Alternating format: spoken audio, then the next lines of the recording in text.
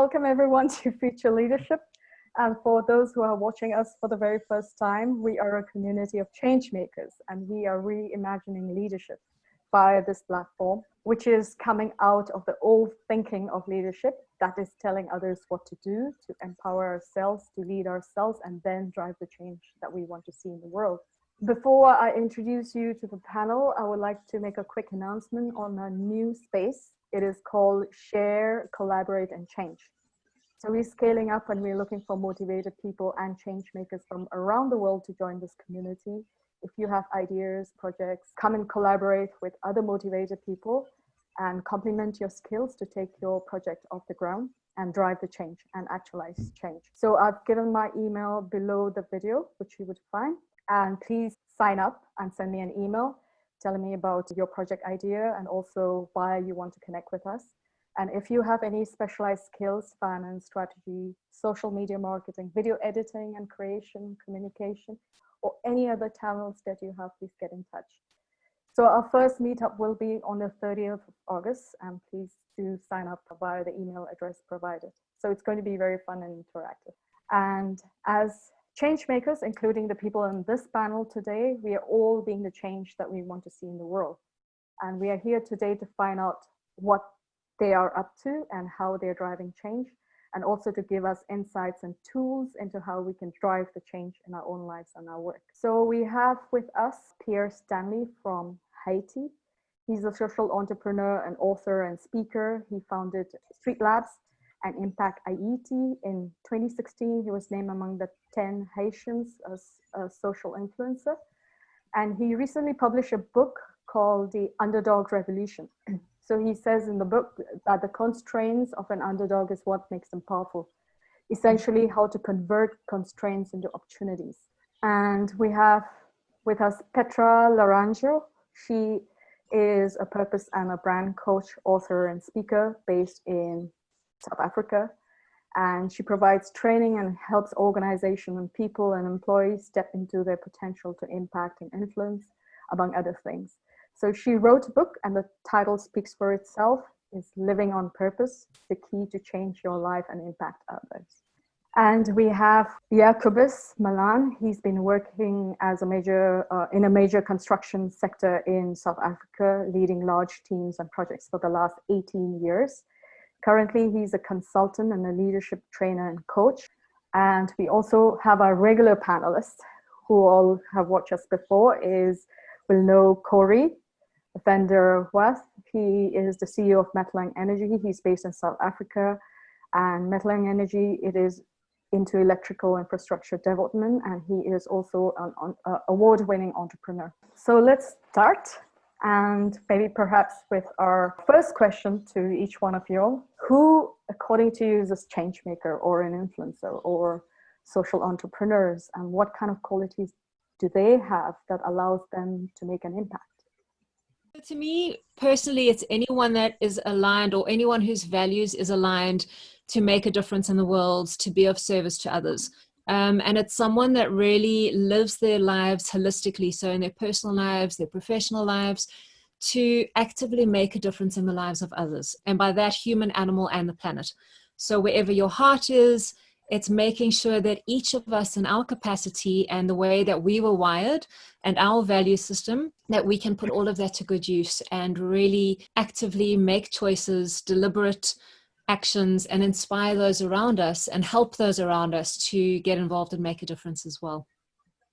That's excellent. For me, I think a change maker is someone who is self-aware of his values and his strengths and weaknesses, and how these three elements can be combined with what the world needs, and how they can use those, like the self-awareness, the strength or the weaknesses, to bring some change in the world.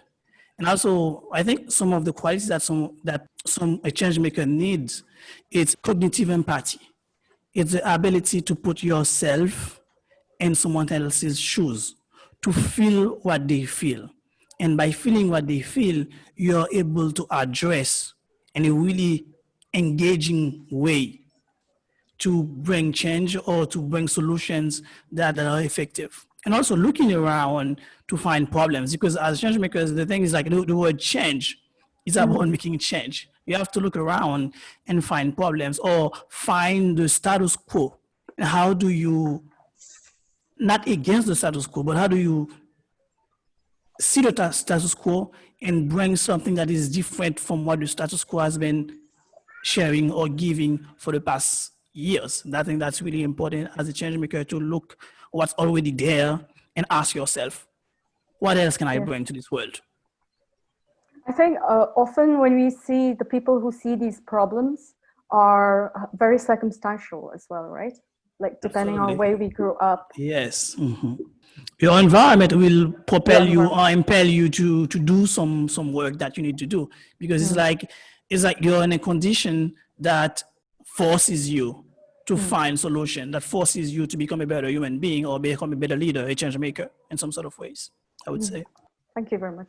Yeah, Cobus. I guess I'll go next. Yes. I think for me, a change maker, I think Petra and Pia, they've touched, I think, on a lot of stuff that is very true, very relevant. To me, there's really three qualities that a change maker encompasses. And the first thing, Petra, you also touched on it, I think, is really to be themselves. It's really key to understand who they are themselves and be themselves. If you try to make change in any way, whether it is in the smallest way or the biggest way, change really can only happen truthfully if you are being yourself. And that impact will go through to whoever or whatever it is that you're trying to influence. The second thing is very closely related to that, and it's the word integrity. Now, it's not in the normal sense that people would think of integrity. It's really more about that your inner world and your outer world is the same. So whatever you are living inside and feeling inside and saying to yourself inside and thinking inside, that is communicated and lived in your actions on a day-to-day, week-to-week, month-to-month basis. That is key to influence as well. If you're influencing from a position of, I'm going to call it a mask, or placing something that you're not out there, that it's not going to happen. And for me, the third thing is, I think everybody has an inherent call to lead. There's a call inside all of us to lead in some shape, way or form. And sometimes that little voice inside is very soft and we need to sit back and listen. And the difference between the change maker and what makes them influence and make their impact on a larger scale is the fact that they listen to that voice, that they listen to that inner little message that comes to them. They listen to it and they act on it. You know, Brene Brown, her book, Dare to Lead, that's exactly what it is. They dare to listen to the voice and then take the action on that and go out and make that change that they want to make. Great. Yeah. So we will get to the part where how do we listen to that voice, right? And it's also what Pierre was talking about, the authenticity, the integrity that you were talking about, combining, making it the same, your inner world and outer world. And it needs a great level of self-awareness, right? It comes from a lot of, and listening to your voice, I think it also comes from self-awareness. Okay, Corey, it's your turn. Everything I wanted to say has already been said, but quite a strong panel. And I really enjoy the fact that to have influence, you have to reflect well from your inner world. And you have to be at peace with your own inner world. And let me start with what Jacobus was saying. I'd always draw a little triangle saying, whatever you do, what you feel, think, and do must be in harmony. Because if you have disharmony with that, we generally, when people do business proposals to us, we say, if you say it, we can obviously not see it. So that integrity of inner and outer world is most probably one of the most important things. And it was touched on by all, that it actually happens from inside. The other benefit that I have, I'm most probably far older than all of you guys, which means I worked in what they call the old school, which influence was highly related to powerfulness. And it's still, but it's a different power. When I was young, the power was a top-down power. And last night, I had the benefit with the Jewish Report to listen to South African sports leaders. And then I'm a keen follower of sport. And I think one of the things that come out with influence now is that leaders must be able to get their followers to understand the whole principle of ownership. Because the job now is not to lead from a powerful position top down, but to be, and we used the word last week, being a serving leader. And serving doesn't always mean just to serve other people. It means you serve the company's purpose,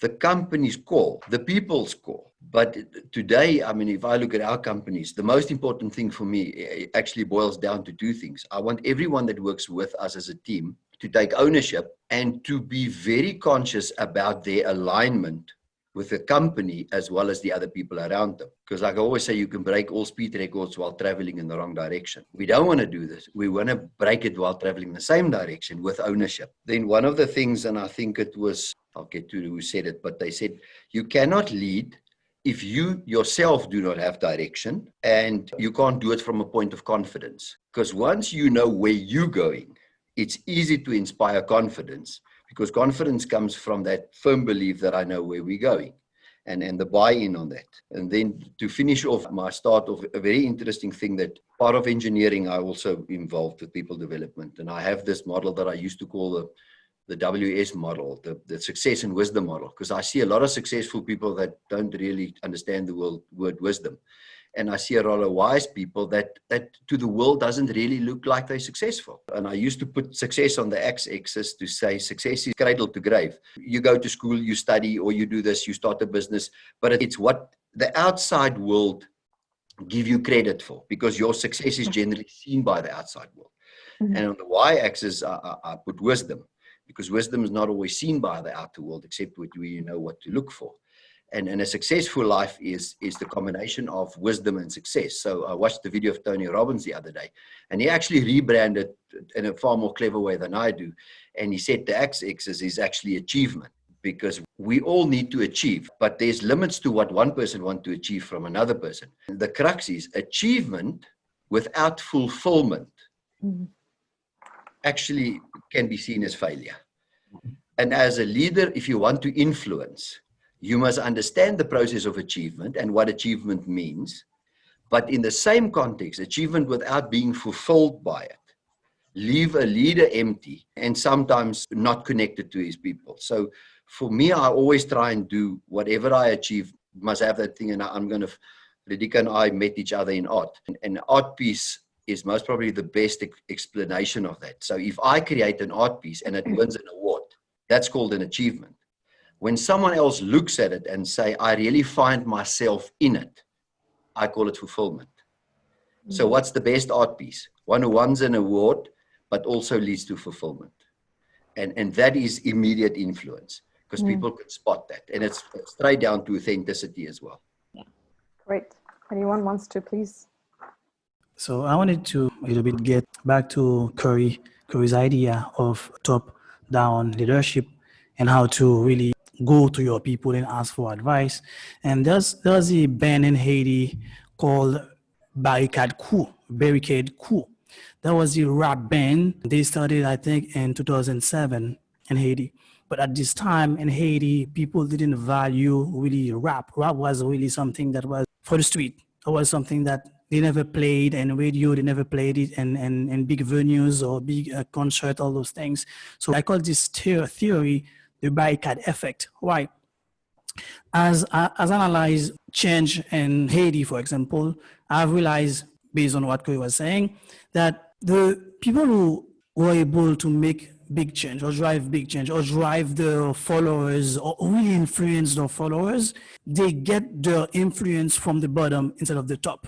I think there are two ways to get influence. People can know you, big names know you, they put you on the stage, they give you opportunities, or you can work so hard, you can be so empathetic, you can lead so well that your followers pour the energy into you and put you on the stage and give and increase your influence on the stage. And now what happens, like people at the top will now need you or call you to be on the stage because you have worked hard and in hands with your followers. It's like you didn't just give the energy, you get it back from your followers. That's what I call the barricade effect. I think it's really important that instead of just going from top, what if we really go down if the people that really need us? What if we really listen to them?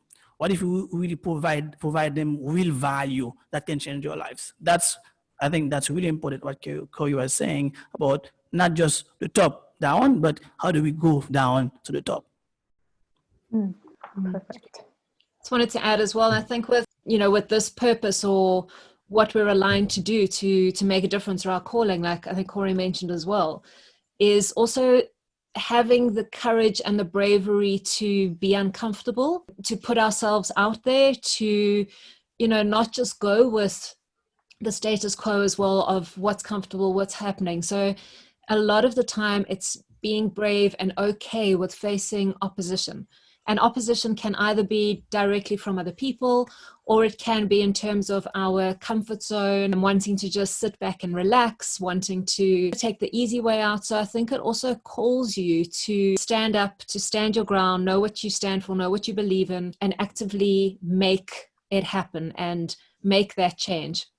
That sounds like a Michael Jackson song, I think, because it is. But I think it's really just being firm. And again, that ties in with self-awareness, as Pierre mentioned earlier, and Jacobus as well. It's being self-aware, knowing who you are, what you stand for, what you believe in.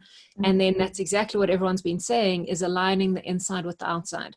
If you're not doing something authentically, and I've come across that, and we'll get to that later, but if you're not doing it with a genuine and authentic reason, you're going to be seen as a fraud.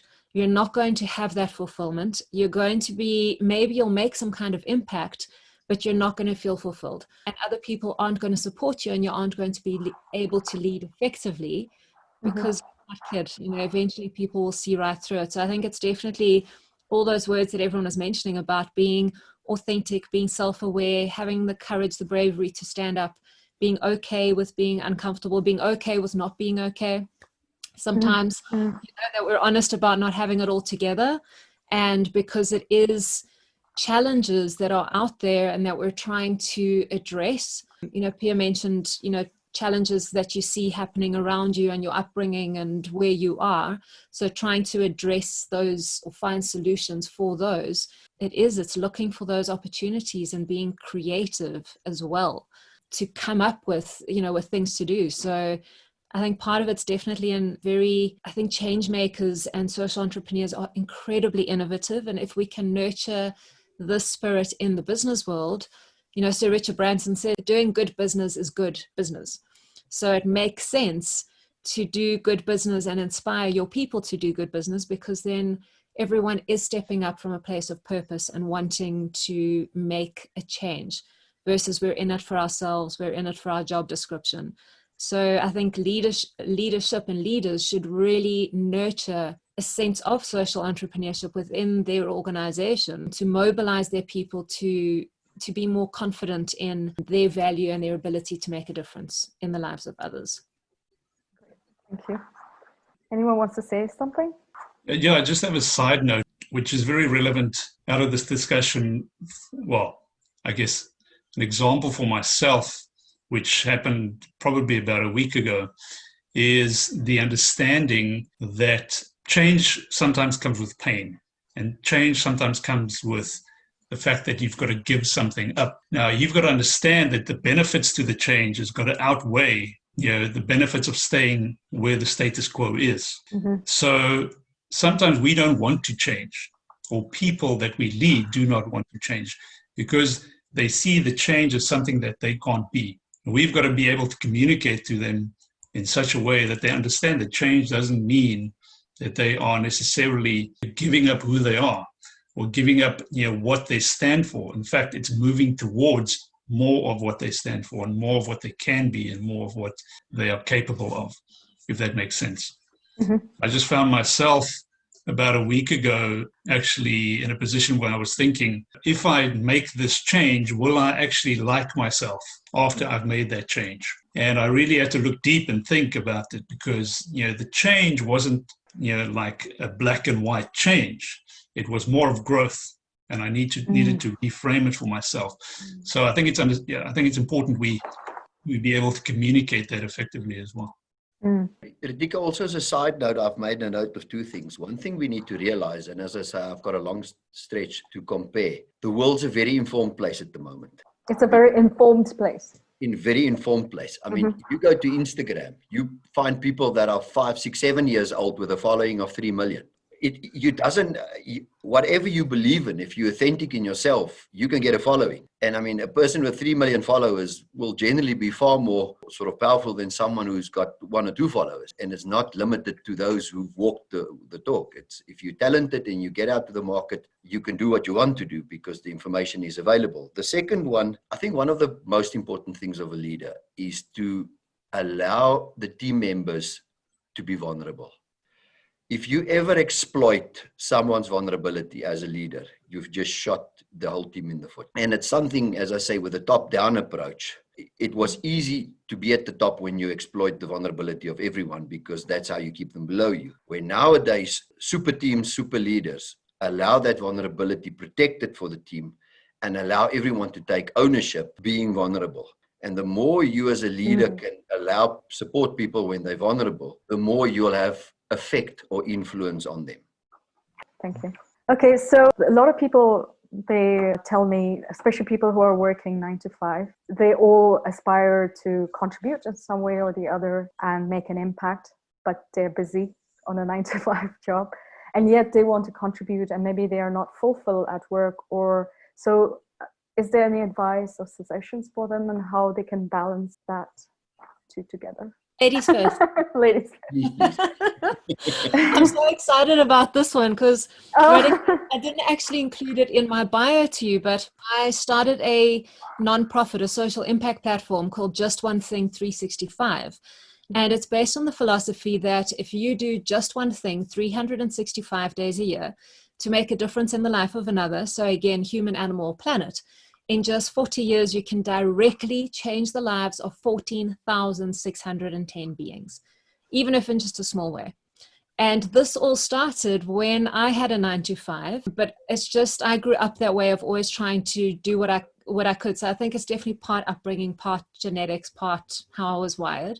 So I was doing a lot of charity work continuously. And this is before I founded Just One Thing. And a lot of people asking me saying, oh, Petra, if I had the time, I would also do something. If I had the money, I would also do something.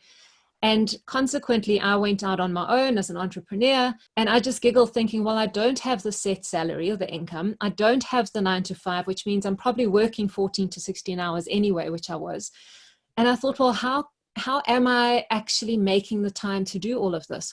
So yes, some of it, impacted my work because I was prioritizing doing this. But that's when I realized, well, I just do one thing every day. I do one thing towards making a difference. And it doesn't need to be this big endeavor where you're saying, well, every single weekend I'm going to spend a day at an organization and helping build houses or planting trees or spending time with animals. It could literally be, my skill. Let's say I'm a graphic designer, or you mentioned right at the beginning, Radhika, where if you do tax or you're a graphic designer or a strategist, that's my skill that I can help or contribute to an organization to do something. Or I'm out shopping anyway, and all I do is buy 1 extra tin of food and put it in my basket. So you don't notice that 5 or 6 rand when you're shopping. So you might say, well, I don't have 500 rand to donate. But do you have 5 rand? A lot of people do and can. So it is finding, so what Just One Thing 365 does is help the 9 to 5ers or anyone with simple, easy, and basic ideas on what to do to really make doing good a lifestyle and make it a habit. And that's the really great thing, is it just takes a bit of creativity. And I know a lot of people that come to me say, look, we want to help, but we don't know what to do. So that is a reality as well, where people don't know. And at first when they were saying that to me, I was very confused, thinking, what do you mean you don't know what to do? Just do something. But that in the way I'm wired is that I'm a problem solver and I look for solutions, where not everyone is wired that way. So it's realizing that we're all in different states and phases and we all operate differently. So for me, I feel like it's a responsibility to say, okay, well, I can figure these things out. You've got the time, the resources, the funds, the contacts. Contacts is also another way to help, whatever it is. So if you've got that, I'm providing a platform. So yeah, it's just encouraging people to use what they have, where they are, to make a difference. So if you've got a cupboard and you want to spring clean the cupboard, take those goods and donate them. So it doesn't have to be complex. It doesn't have to be complicated. And I think that's what overwhelms a lot of people, because they shy away from, this is going to cost me time, money, resources, which I can't afford.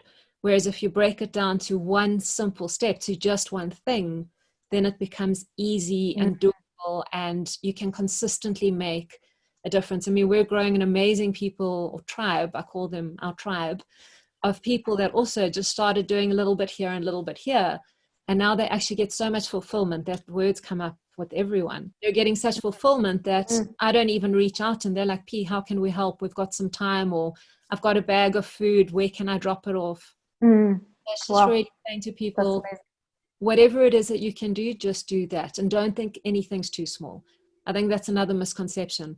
People think, well, it's just one little thing. You know, the analogy of people saying, don't use plastic straws. And then like, oh, it's just one straw. But if 5 million people stopped using that one straw on the day, that's a landfill that we're clearing. And that's the same concept with making a difference and doing good, is saying no act or deed is too small. Because, you know, all together and collectively, huge ripple effects and impact. So guys who are listening in, you'll know who to contact. You can contact me to contact 365. Just one thing. That's it. Just one thing, 365. Yeah.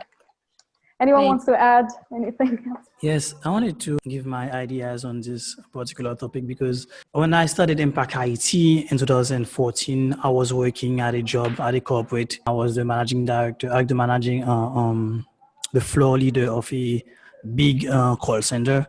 I had 120 people under my supervision. That was really a hard thing. It was like doing sales, and like every hour you have to monitor the sales. Every day you have to monitor every agent, every team. You know, it was really time consuming and energy consuming as well. But at the same time, I was launching Impact IT. So during my break, I would take a motorcycle and drive. Like I would I'll probably take 30 minutes on my break, more than my break, and go up to the mountain where I was teaching to the kids, to teach them entrepreneurship, entrepreneurial spirit, how to see the world differently. I think the very first mistake that we make more often is measuring impact in terms of numbers. When we say impact, we say, 1 million people, 2 million people, 2,000 people. It's not just the only way to make impact. If you change someone one life matter. You know, it's like, it's not like just 20 people or 50 people. People just think sometimes they have to do it for 1 million people. They have to be on the big stage. That's my second point. Is the ego. Do you want the cover or do you want the mission? The thing is, like, people want the big stage, they want the name, they want the title, but do they want the mission? Maybe you're not going to have like the title or create this big organization, but can you still do the mission with someone else? Can you still do the mission by being a volunteer? Can you still invest yourself in this mission by acting, as Peter was saying, one thing every single day? The other thing I think is, if you're in a 9 to 5, before you jump, you have to test your ideas. Before you jump, I always test your ideas. See if you really like it. Go into the world, try to do it, a minimum viable product or minimum viable initiative, to see if it works. If it works, you love it, you like it, you feel, you put your heart, you see your heart is in it, you can jump. But don't just jump because you're just, okay, I want to make a change. But is it really the change that you want to make? That's the third thing. The other thing I want to mention is that wherever you are, you can still make change. One simple thing: put humanity in your operation. Are you human enough? Can you see the human who is working with you? Can you see the human in your boss and your employees and your friends? Wherever you are, you can make change by just acknowledging the humanity in the other one. Start where you are and be a voice of change where we are. I think there's a guy called Colin Bevan. He wrote a book called No Impact Man. He said that the question is not whether you can make change. The question is whether you are the person who want to know they try. The question is not whether you can make change, but the question is whether you want to be the kind of person who know they try. So you can bring something to the world, but you have to try. Perfect. Yeah, that was powerful. Thanks, Peter. That was really powerful. My quick couple of cents is very much what's already been said as well. Yeah, for me, again, I'm going to break it down into 3 little things, which already comes out of what's been said before. And I think the first thing is to be clear on what the impact is you're wanting to make. What is the change you're wanting to make? What is it? There's so many things out there that we can be involved in, and we don't have to be involved in all of them. Like Petra already said, one small little thing can make massive change. So be clear on what it is you want to get into or get involved with or start, and move forward with that. And then the second thing is look at the options. Again, Petra and Piers said, the options doesn't have to be start a great big organization. It could be that tin of food. It could be, just giving some time to something. If it's a donation, it's a donation. If it's time, it's time. Look at the options of what is available for you to go give that time and give that impact that you want to give. And the third thing really also is, if your time is an issue, then you've got options. You've got daily options, you've got weekly options, and you've got monthly options. You can look at those things on a monthly basis. What can I do? On a weekly basis, what can I do? On a daily basis, what can I do? And it doesn't have to be all three. If you once a month can do something, you do it once a month. If there's something once a week you can do, you do it. If there's something every day, every little bit you can do every day, like Petra said, and with her organization, then you do it. And you commit to that little bit. And Pierre, like you also said, the change for one person isn't the change for one person. It's the change for a generation, because one person leads a generation. And that is where the major impact comes. And that's not the focus. The focus is not on changing that generation, but the focus is on helping and assisting that one person to move forward in whichever way that they're looking to move forward on. So, yeah. Okay, great. I've made a few notes, and I want to start with something that we believe to say, I've got a 9-to-5 job, so I'm so tied up, I can't do anything else. I think I want to go back to the word that Jacobus and you guys mentioned, integrity, and I call it authenticity. It's important that you do to do the right things right, but also the things that you like. Because the moment you align with your own authenticity, influence just comes naturally, because you show the energy from doing what you want. So I've got a little test when I normally sit with people to say, okay, how's your alignment? So I will ask them at the beginning of the session, write 10 things down that really makes you excited, that makes you tick. And at the end of the exercise, I will ask them, write the 10 things you do most every day. And if there's a very bad alignment between the two, you are going to be unhappy. You're going to feel that I'm stuck 9-to-5. You're going to feel like I cannot get to the things. And you know what? Before you close your eyes, your life's over. And you've always thought, one day I will actually get to the stuff I want to do. If you're in a position where you feel you don't have time for what's important, it's most probably the most important thing to find out why is it happening and realign. You only have one life. And I can tell you, they say between 30 and 70 years, it's about 2.5 weeks. That's how quickly life goes. And to sit every day thinking I want to get to something is not a life worth living. Take the courage, and I want to go back to what Petra was saying. Take the courage, be bold, do the things you normally don't do. I think Jacobus also referred to that it's a challenge you can never do what you do every day and be different. You only become different when you do different things you've done in the past. And if you're misaligned with the 10 things and you're unhappy, fix it. You owe it to yourself. And that will immediately get you to have more influence. The other thing I want to just connect to is, why am I wanting to influence? What's my motive? Exactly. In one of my previous jobs, and even I used to work with a municipality, which is a government organization, and they have job requirements and job specs and rules and regulations about the book this thick. And when I took over as the head of it, someone asked me, so what in that whole book of procedures are important to you? And I said, actually none of them. Let me tell you what's important for me. Whatever you do, if 90% of that is to serve the group and the company's why, I will protect you whatever happens. If 60%, 70% covers your why, I think we have a little bit of a problem. And that's why clarity is such an important thing. The last thing that I want to finish with is just always realize we are all different. I mean, I don't want to even raise a thing of personality profiling and stuff, because some people jump a cliff I like it. I've been applying it all my life. But the bottom line is, in our business, I normally say, some people here punt clarity, other people punt harmony. Some people can work with people, some people design. We're in engineering space. Understand that people differ. Understand that they have different needs. different ways of expressing themselves. As I said earlier, it's important for you to allow people to be their best self and to be vulnerable about it if you want them to perform as a team and contribute. And then back to what Pierre and Petra was saying, I once went to, and I'm fairly sure it was Robin Sharma. He said, I influence lots of people. The person that really influenced me was only my dad. So sometimes you influence one person to influence the world. It's all about gearing. And I want to finish by saying, how do you eat the elephant? Bit by bit. You do something every day and it becomes your mind model. And your mind will look for that every day to make that difference. And I think that's where influence starts. Be your authentic self, play from inside, understand people are different from you. You play from a copy of your world, allow people to be vulnerable, protect them, and the rest will fall in place. Ownership. Perfect. Yeah. Perfect. Thank you all so much. And I agree what Corey, you were saying is what also Pierre and Jacobus was saying, that you influence one person, but you're actually impacting a generation, right? And that's what Robin Sharma's example showed. Okay, so I'd like to wrap up, and it's been a very, very insightful and very interesting conversation that we had. Unfortunately, we are short in time.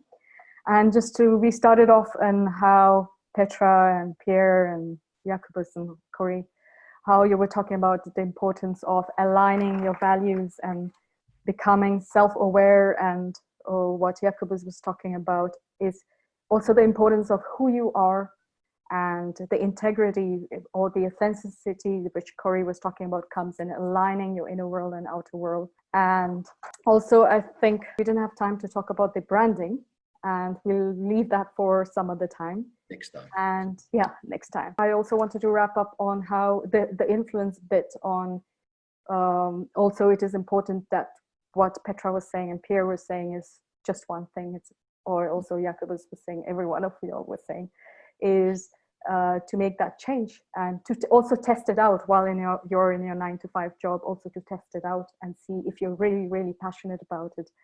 And I think entrepreneurship in that sense, it just does not come in one try, right? There are many failures. You fall 8 times and you rise 9 times or 7 times or something like that. 9.